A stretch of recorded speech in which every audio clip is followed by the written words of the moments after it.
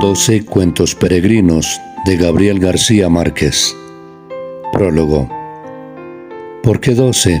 ¿Por qué cuentos y por qué peregrinos?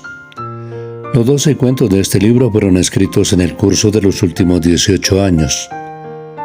Antes de su forma actual, 5 de ellos fueron notas periodísticas y guiones de cine, y uno fue un serial de televisión. Otro lo conté hace 15 años en una entrevista grabada, y el amigo a quien se lo conté lo transcribió y lo publicó. Y ahora lo he vuelto a escribir a partir de esa versión.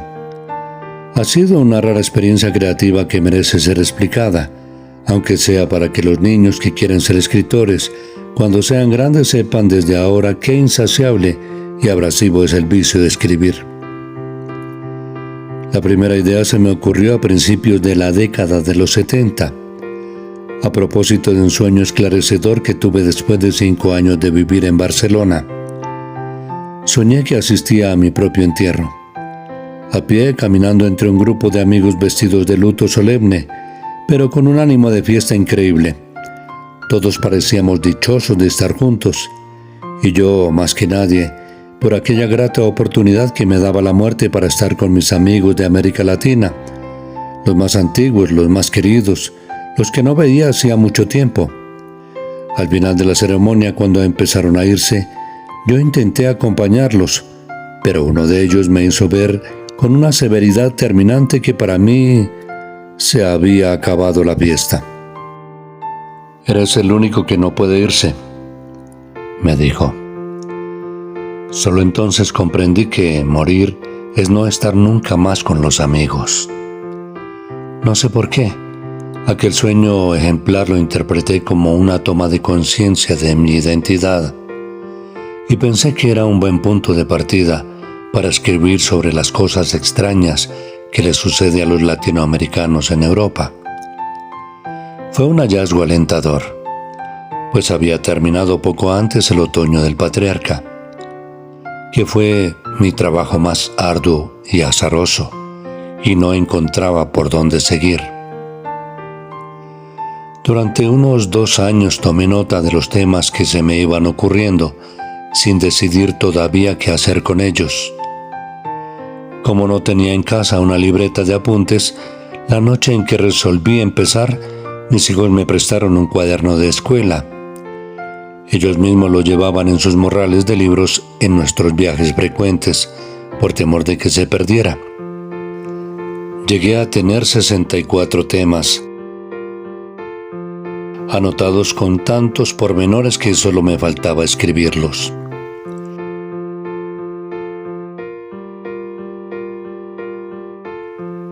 Fue en México, a mi regreso de Barcelona, en 1974, donde se me hizo claro que este libro no debía ser una novela, como me pareció al principio, sino una colección de cuentos cortos, basados en hechos periodísticos, pero redimidos de su condición mortal por la astucia de la poesía.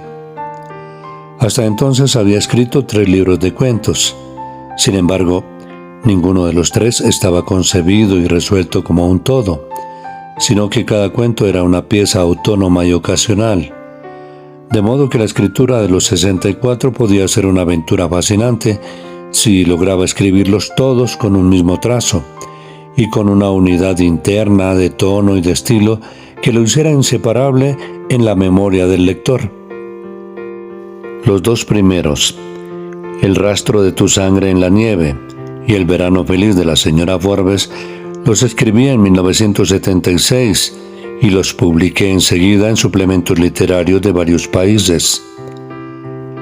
No me tomé ni un día de reposo, pero a mitad del tercer cuento, que era por cierto el de mis funerales, sentí que estaba cansándome más que si fuera una novela. Lo mismo me ocurrió con el cuarto, tanto que no tuve aliento para terminarlos.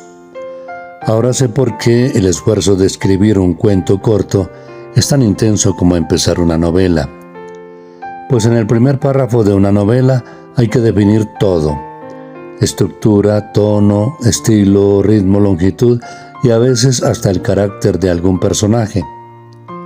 Lo demás es el placer de escribir, el más íntimo y solitario que pueda imaginarse. Y si uno no se queda corrigiendo el libro por el resto de la vida, es porque el mismo rigor del fierro que hace falta para empezarlo se impone para terminarlo.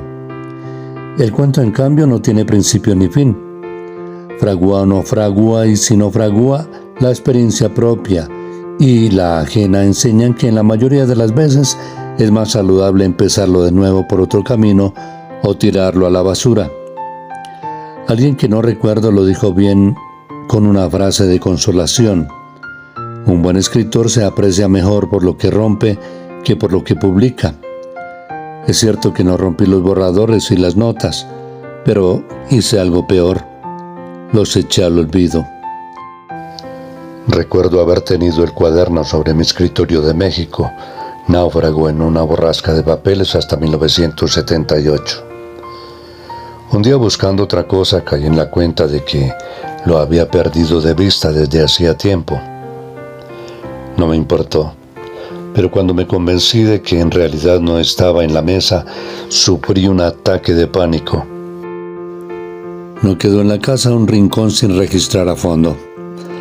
Removimos los muebles, desmontamos la biblioteca para estar seguros de que no se había caído detrás de los libros, y sometimos al servicio y a los amigos a inquisiciones imperdonables. Ni rastro. La única explicación posible o plausible es que en algunos de los tantos exterminios de papel que hago con frecuencia, se fue el cuaderno para el cajón de la basura. Mi propia reacción me sorprendió. Los temas que había olvidado durante casi 4 años se me convirtieron en un asunto de honor. Tratando de recuperarlos a cualquier precio, en un trabajo tan arduo como escribirlos, logré reconstruir las notas de 30. Como el mismo esfuerzo de recordarlos me sirvió de purga, fui eliminando sin corazón los que me parecieron insalvables, y quedaron 18. Esta vez me animé a la determinación de seguir escribiéndolos sin pausa, pero pronto me di cuenta de que le había perdido el entusiasmo. Sin embargo, al contrario de lo que siempre le había aconsejado a los escritores nuevos, no los eché a la basura, sino que volví a archivarlos, por si acaso. Cuando empecé a escribir Crónicas de una muerte anunciada en 1979, comprobé que las pausas entre 2 libros perdía el hábito de escribir y cada vez me resultaba más difícil empezar de nuevo. Por eso, entre octubre de 1980 y marzo de 1984, me impuse la tarea de escribir una nota semanal en periódicos de diversos países, como disciplina para mantener el brazo caliente. Entonces se me ocurrió que mi conflicto con los puntos del cuaderno seguía siendo un problema de géneros literarios y que en realidad no debía ser cuentos sino notas de prensa. Solo que después de publicar 5 notas tomadas del cuaderno, volví a cambiar de opinión. Eran mejores para el cine. Fue así como se hicieron 5 películas y un serial de televisión. Lo que nunca preví fue que el trabajo de prensa y de cine me cambiaría cierta idea sobre los cuentos, hasta el punto de que al escribirlos, ahora en su forma final, he tenido que cuidarme de separar con pinzas mis propias ideas de las que me aportaron los directores durante la escritura de los guiones. Además, la colaboración simultánea con 5 creadores diversos, me surgió otro método para escribirlos. Empezaba uno cuando tenía el tiempo libre, lo abandonaba cuando me sentía cansado o cuando surgía algún proyecto imprevisto, y luego empezaba otro. En poco más de un año, 6 de los 18 temas se fueron al cesto de los papeles, y entre ellos el de mis funerales, pues nunca logré que fuera una parranda como lo del sueño. Los cuentos restantes, en cambio, parecieron tomar aliento para una larga vida. A mi regreso de aquel viaje venturoso, reescribí todos los cuentos otra vez desde el principio en 8 meses febriles, en los que no necesité preguntarme dónde terminaba la vida y dónde empezaba la imaginación, porque me ayudaba la sospecha de que quizás no fuera cierto nada de lo vivido 20 años antes en Europa. Aquí está, listo para llevar a la mesa después de tanto andar del timbo al tambo y peleando para sobrevivir a las perversidades de la incertidumbre. Siempre he creído que toda versión de un cuento es mejor que la anterior. ¿Cómo saber entonces cuál debe ser la última? Es un secreto del oficio que no obedece a las leyes de la inteligencia, sino a la magia de los instintos.